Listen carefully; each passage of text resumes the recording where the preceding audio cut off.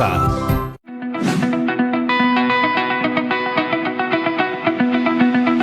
Hola nuevamente a todas y todos en sus casas. Yo soy Junior Bejar y continuamos aquí en Aprendo en Casa, una iniciativa del Ministerio de Educación. Yo soy Stephanie Orue y los acompañaremos en este espacio de desarrollo personal, ciudadanía y cívica para estudiantes de quinto de secundaria. Un área para desarrollarnos, reflexionar y aprender a convivir en democracia, incluso con los diversos conflictos sociales. La contaminación de un río, acciones que afectan, derechos laborales o un servicio hecho de manera inadecuada suelen traer conflictos. Bueno, recordemos el caso de Camila, que nos contó cómo sus vecinos se manifestaron porque no estaban de acuerdo con la construcción de un hospital en su distrito. A partir de ello, se generó un conflicto entre ellos, el Estado y la empresa que esperaba construir el hospital. Cada uno de los actores involucrados en el conflicto tenía sus razones, necesidades y creencias. Para deliberar sobre este tipo de situaciones, fuimos viendo cómo se formaban las posiciones éticas dependiendo de los fines que se priorizan. Ahora nos preguntamos, ¿cuál es el procedimiento para la solución de un conflicto? ¿Qué propuestas podemos formular para solucionar conflictos? ¿Conoces alguna experiencia donde se haya solucionado un conflicto de forma pacífica? Nuestro propósito para el programa del día de hoy es comprender los conflictos sociales como una expresión de tensión entre actores sociales frente a un asunto público y proponer soluciones pacíficas desde una posición ética, ya sea a nivel regional o nacional.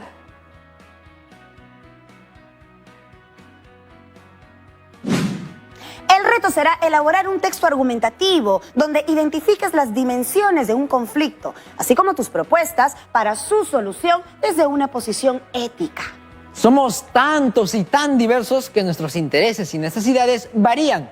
Es inevitable que en algún momento eso provoque desencuentros que nos lleven a un conflicto social. Conflictos relacionados con los servicios de salud, educación, vivienda o conflictos sobre cómo usar nuestros recursos naturales como el agua, minerales o el petróleo. También hay conflictos por quién usa la tierra para la agricultura o la forma en que la usa, o aquellos referidos a nuestra identidad, es decir, referidos a nuestras creencias y costumbres. Son muchas las causas que originan estos conflictos. Lamentablemente, en ocasiones estos conflictos han generado situaciones de violencia. Pero existen formas de solucionar los conflictos sociales y llegar a acuerdos sin utilizar la violencia. ¿Qué tal, chicas y chicos? Stephanie, si nos comunicamos con nuestra profesora para que nos ayude con ello. Buenos días, profesora. Bienvenida, profesora. Buenos días, Stephanie Junior. Un fuerte saludo a todas y todos los estudiantes de quinto de secundaria del Perú. Lo primero que haremos es identificar los elementos de un conflicto social. Este tiene a los actores, el tipo de problema, que es aquello en lo que se contradicen las partes, y el proceso que será en lo que nos centraremos para poder ir contestando a las preguntas.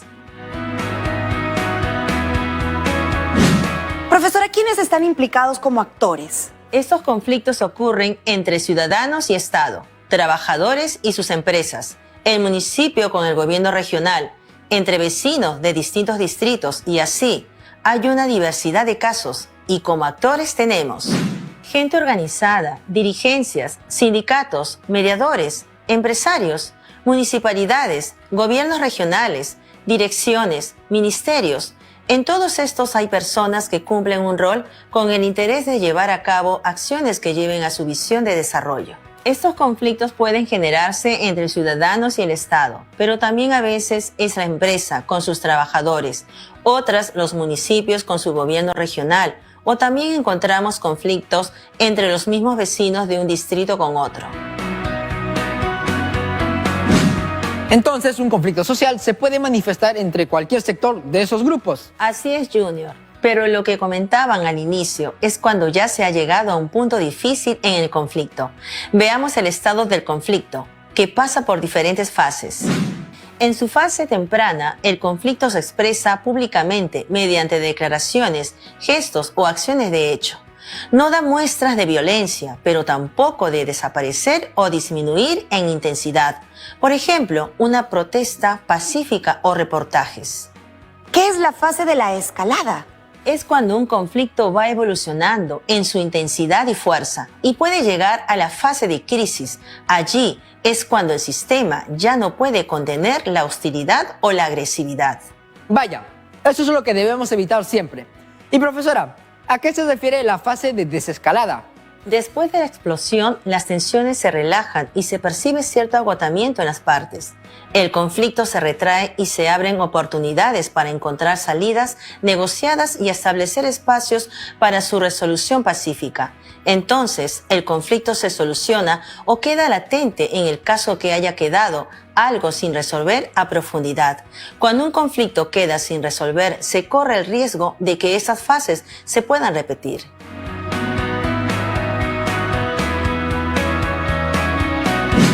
Para identificar en qué estado se encuentra el conflicto, hay que detenernos y analizar estas fases. Por ejemplo, en el caso de Camila, cuyos vecinos se oponían a que las autoridades construyan un hospital en su distrito por miedo al COVID-19. Se trata de un conflicto por la construcción de un hospital, con preconflicto, conflicto y un postconflicto.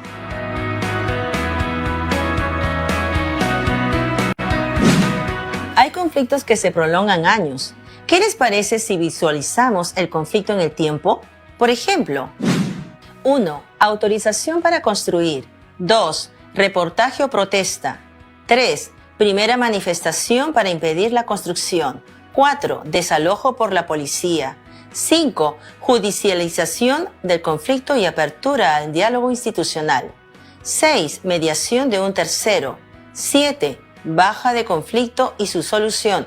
Si no ha quedado claro, podría quedar latente y eventualmente desencadenar otro conflicto.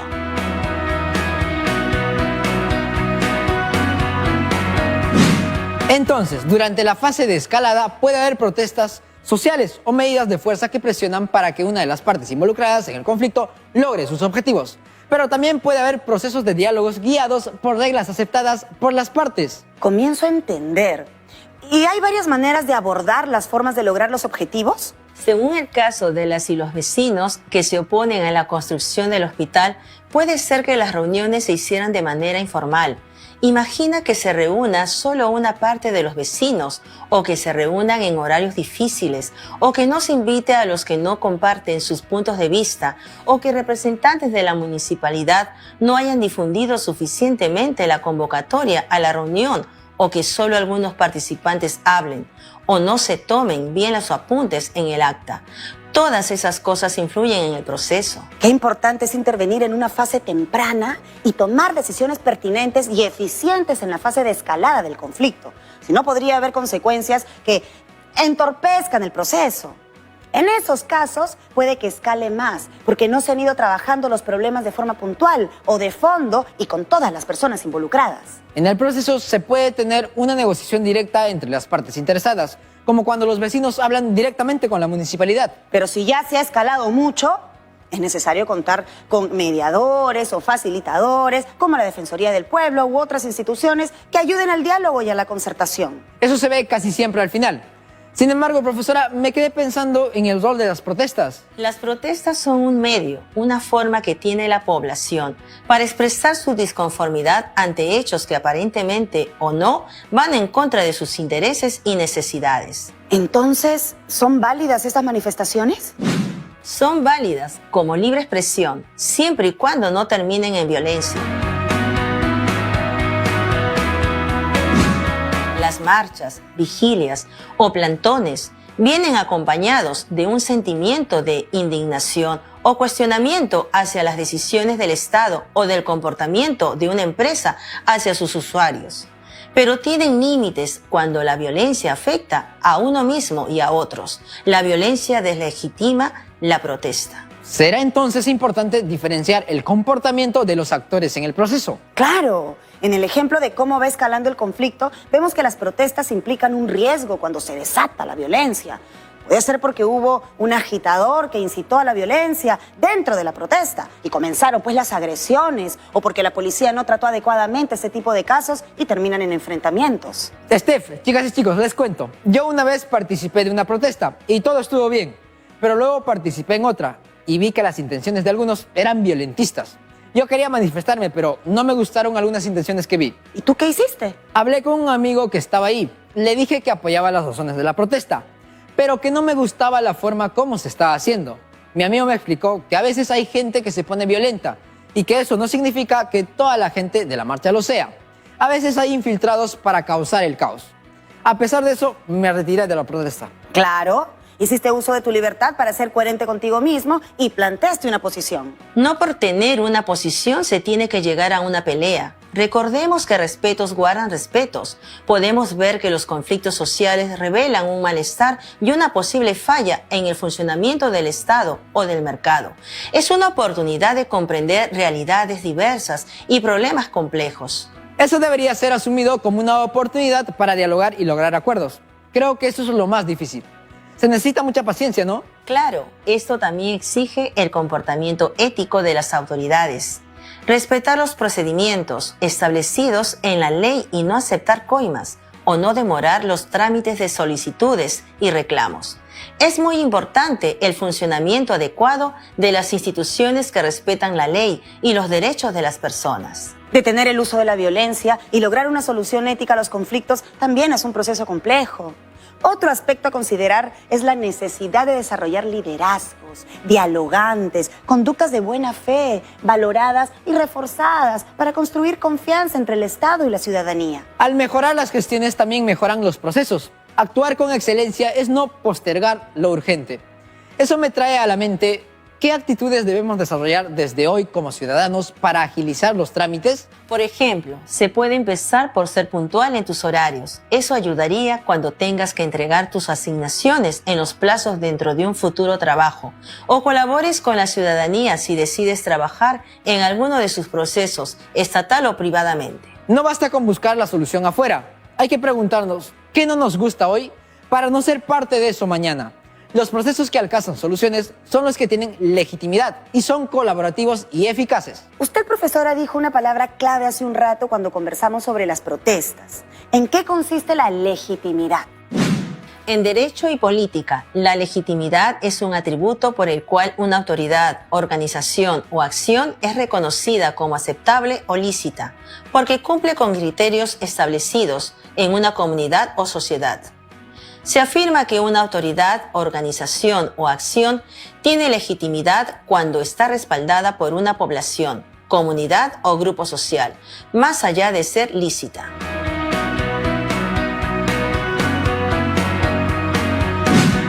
¿Cuáles serían entonces esos criterios? El de la marcha pacífica es uno.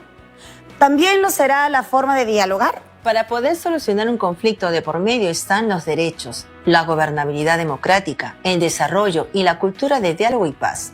Recordemos que nuestro desarrollo es integral, abarca el desarrollo de nuestras capacidades y no se debe centrar únicamente en el crecimiento económico.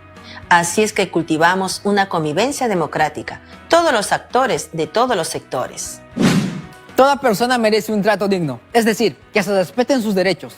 Esto implica respetar a la persona por el solo hecho de serlo, sus creencias ideológicas, sean religiosas, políticas o de otra índole, siempre que no afecten la integridad de otras personas. Un fundamento de la convivencia democrática es considerar el diálogo como un principio ético. Por encima del desacuerdo debe primar la voluntad de diálogo para evitar cualquier forma de violencia. Otra base de la convivencia democrática es respetar los procesos, conjunto de acciones y políticas, de desarrollo humano y desarrollo sostenible como paradigmas éticos contemporáneos que responden a la búsqueda de bienestar y al goce de los derechos humanos.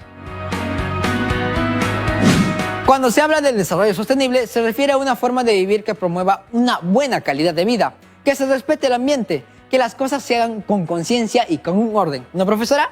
Cuando el orden tiene el propósito de respetar derechos y cumplir con los deberes para el bien común, equilibrando y fijándonos en nuestra humanidad y la de las personas y el uso racional de los recursos. Seguro que estaremos apuntando a un desarrollo sostenible, pues se trata de reconocer cómo se ha venido atentando contra el acceso equitativo a los recursos naturales, la biodiversidad y el equilibrio ambiental. Y esos problemas se expresan en el cambio climático. ¿Qué implica el desarrollo sostenible? Básicamente, orientar nuestras acciones pensando en la relación que se establece entre tres factores: sociedad, economía y medio ambiente. Entonces hay que hablar de estos temas, ¿cierto? Hay que dialogarlos, teniendo en cuenta una cultura de paz. ¿Y en qué consiste una cultura de paz? Según la definición de las Naciones Unidas, la cultura de paz consiste en una serie de valores, actitudes y comportamientos que rechazan la violencia y previenen los conflictos, tratando de atacar sus causas para solucionar los problemas mediante el diálogo y la negociación entre las personas, los grupos y las naciones. ¿Qué actitudes? ¿Qué valores? ¿Qué comportamientos? Lo hemos estado viendo antes, como cuando te fuiste de la protesta, ¿no? Miremos algunas premisas, pues contribuir al desarrollo económico, político y cultural, así como la promoción y defensa de derechos individuales y colectivos, requiere construir espacios de reconocimiento entre todas las personas a través del diálogo, el respeto y la tolerancia. Para el diálogo es importante identificar emociones, impresiones y creencias que nos ayudarán a reconocer y expresar sentimientos de indignación, vergüenza, perdón y solidaridad. Ello implica reconocer las causas y consecuencias de estos sentimientos en contextos sociales en los que se ponen en juego nuestras creencias sobre lo que es justo o no. Para reconocer el lugar que ocupan nuestros valores y principios éticos en nuestras interacciones, es importante identificar los argumentos, las creencias o las ideas que delimitan la línea entre lo justo y lo injusto. Es importante reconocer aquello que fundamenta nuestro sentido de justicia, valorar al otro.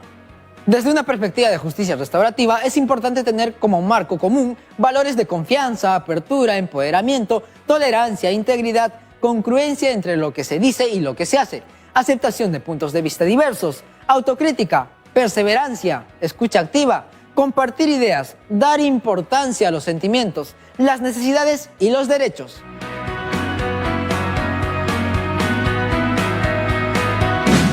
Nos ha llegado un mensaje de Paulo de Villa El Salvador. Vamos a leerlo. Dice: Hola Stephanie Jr. Estaba escuchando esta parte del diálogo y aunque no se trata exactamente de un asunto público grande como hemos estado viendo, me quedé pensando en algo más cercano a mi realidad. ¿Lo lee, Junior? Claro que sí, Steph. Ahí va. Dice: me mudé a Villa El Salvador cuando tenía 12 años. Al principio no salía a la calle, pero luego conocí a mi vecino y comenzamos a salir a la loza que quedaba a 2 cuadras de mi casa. La loza es pública, no le pertenece a tal o cual grupo específicamente. Al principio solo mirábamos cómo los hermanos mayores de mis amigos jugaban fútbol en ella. No era una loza tan grande, pero nos quedábamos ahí como esperando turno. Un día vimos llegar a un grupo mixto de chicas y chicos, justo cuando los equipos que solían jugar a estas horas no estaban, porque se encontraban en un torneo en otro barrio. Estas chicas y chicos comenzaron a utilizar la loza para sus bailes. Un día, el hermano de mi amigo, al ver esto, les dijo que se fueran a otro lado, que esa era su loza. La líder del grupo no se quedó callada y le preguntó: ¿tú la compraste? La loza es del barrio, yo soy de aquí y podemos venir a bailar todo el tiempo que queramos, les dijo. Fueron días tensos, todos querían ver quiénes se quedarían y cómo usarían la loza. Y al no poder ponerse de acuerdo, la chica denunció este incidente ante la municipalidad. Insistió, ya que deseaba que se reconozcan sus derechos. La municipalidad fungió de mediadora del conflicto para que pudieran llegar a un acuerdo. Creo que el testimonio de Pablo es muy valioso para poder comprender cómo se dan los espacios de diálogo y en este caso los acuerdos sobre cómo van a usar su recurso público de uso común, que en este caso es la loza. La chica líder del grupo tiene razón, ya que ni la edad ni la antigüedad del grupo que juega fútbol allí justifica que solo ellos la utilicen. Los derechos son iguales para ambos. Entonces, regresando al principio sobre entender la cultura de paz, ahora voy comprendiendo a qué valores, actitudes y comportamientos se refiere. Ahora para graficarlo en grande. En julio, en una mesa de diálogo para el desarrollo del distrito de Yatahuamelíes, que facilita la Secretaría de Gestión Social y Diálogo, se desarrollaron las reuniones de seguimiento de acuerdos y compromisos en educación, las cuales contaron con la participación del Ministerio de Educación y la empresa privada. y sirvieron para informar sobre los avances en 9 proyectos educativos.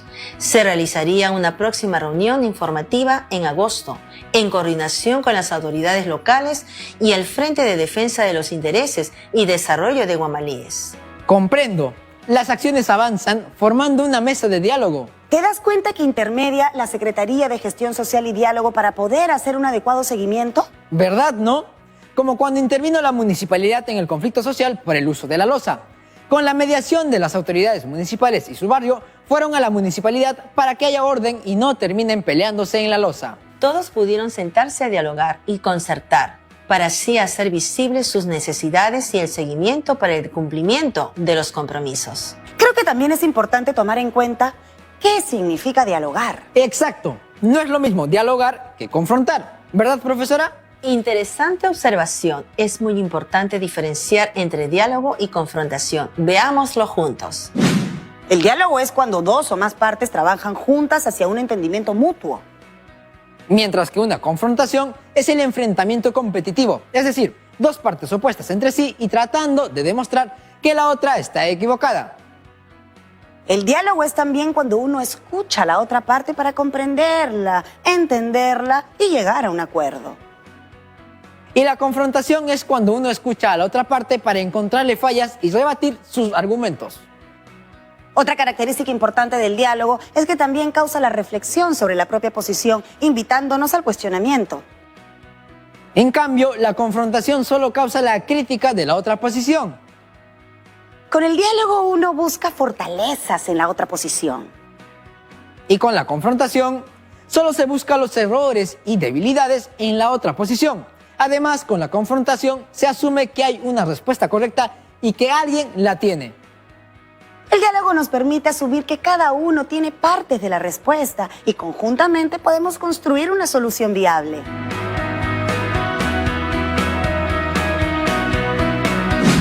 Con todo esto, profesora, me hace pensar que estamos siempre predispuestos a pensar que uno de los actores no cederá. Se puede aprender de una institucionalidad que valora los derechos y rescata la integridad del desarrollo humano definiendo criterios. Por eso es importante conocer de desarrollo sostenible y tomar en cuenta el ambiente y cómo se dan las gestiones, los criterios que se toman en cuenta y estar al tanto de lo que se firma. Ahora nos toca visibilizar la salud, que por mucho tiempo se priorizó poco y tiene que ver con un trato digno al ser humano y a la naturaleza. Cuando se trata de conflictos de distintas dimensiones y tipos, el acuerdo, la concertación o diálogo siempre serán opciones democráticas. Es importante tomar en cuenta los 5 pasos para el diálogo, como dijimos previamente. 1. Generar confianza. Si escaseara la voluntad de dialogar, conviene, antes de empezar, crear confianza entre las partes, aclarando malentendidos y prejuicios, identificando aspectos en común y despertando la conciencia de que los problemas se pueden resolver si lo hacemos juntos. 2. Incluir.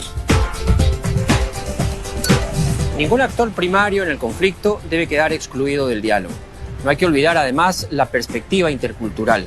Quizá necesitemos intérpretes de lenguas distintas o adaptar procedimientos al contexto cultural o buscar también equivalencias a los conceptos. 3. Contar con un facilitador. Conviene recurrir a un facilitador o mediador que convoque a las partes para explicar en qué consiste el proceso de diálogo. No es ni un juicio ni una asamblea comunal. Deberá también establecer las reglas de respeto mutuo y de uso de la palabra. Conviene también que el mediador o facilitador estimulen la creación de soluciones a los problemas y que se cuiden de que las actas estén bien elaboradas, porque ellas deben expresar con claridad la voluntad de las partes. 4. Elaborar actas de acuerdos.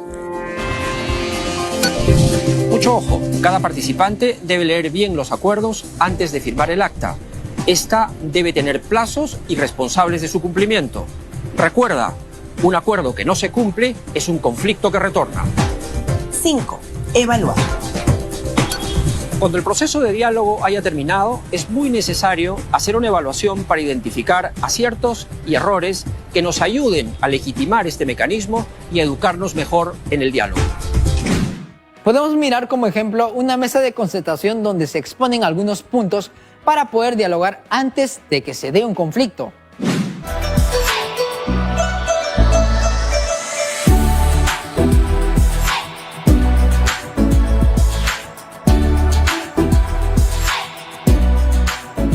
Considero firmemente que si nos enfocamos en la educación, en los niños, en los valores, podemos atacar lo que son todos estos problemas sociales, el tema de la desigualdad, la violencia de género, la corrupción que está muy metida en nuestra sociedad.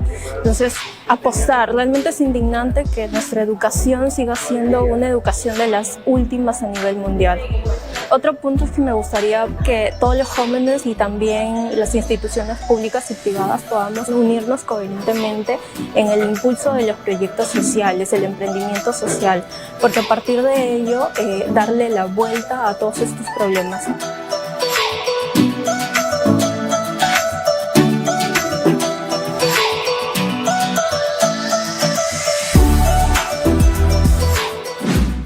Claro cómo se pueden dar estos diálogos para la solución de conflictos y se trata de una cadena.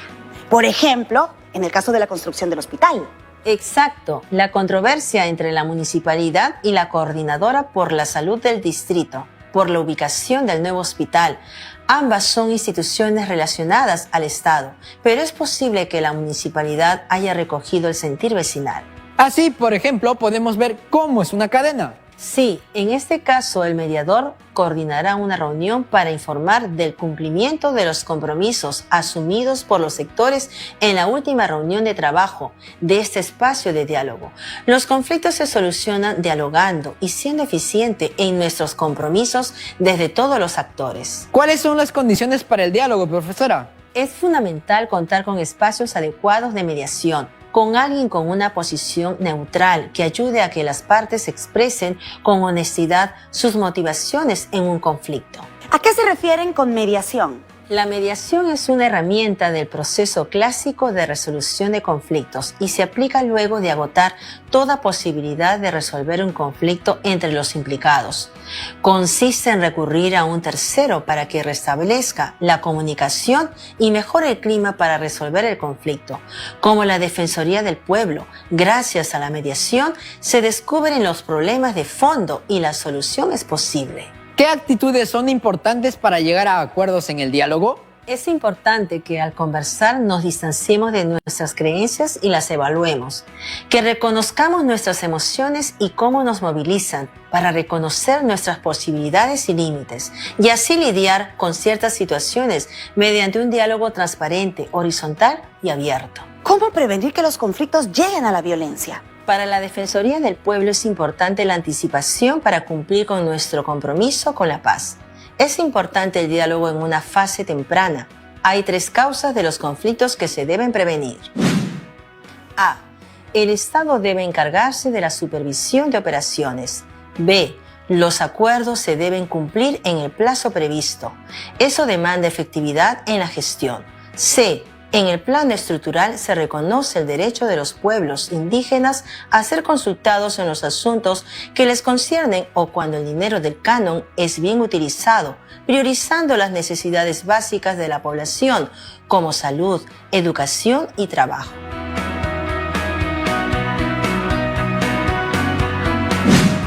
Bueno, profesora, muchísimas gracias por habernos acompañado en el programa del día de hoy. Hasta la próxima, profesora. Stephanie Jr., ha sido un gusto acompañarlos hoy. Hasta la próxima. Y bueno, vimos cómo sucede el conflicto social con sus actores, tipos y fases. No necesariamente es una confrontación entre la ciudadanía y Estado o empresa. Estos actores son grupos diversos y complejos y al interior de ellos también se pueden originar conflictos. Sabemos que los conflictos tienen fases y que es importante llegar al diálogo antes que la fase de escalada pase a ser una crisis. Son válidas las expresiones de protesta, pero pierden legitimidad cuando se vuelven violentas y transgreden derechos de otros.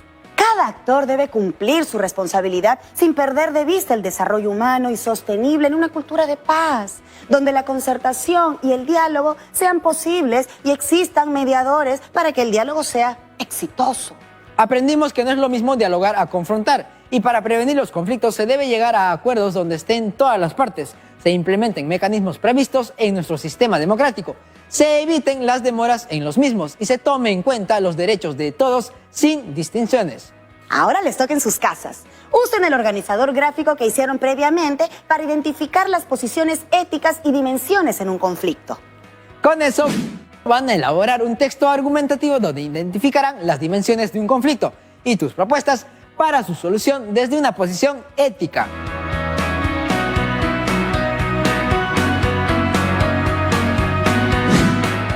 Eso ha sido todo por hoy, chicas y chicos de la promo 2020. Nos vemos, Tupananchikama, Cuyasja y Panicuna. ¿Tienen alguna duda sobre el tema que trabajamos hoy? ¿Qué otras temáticas les gustaría abordar?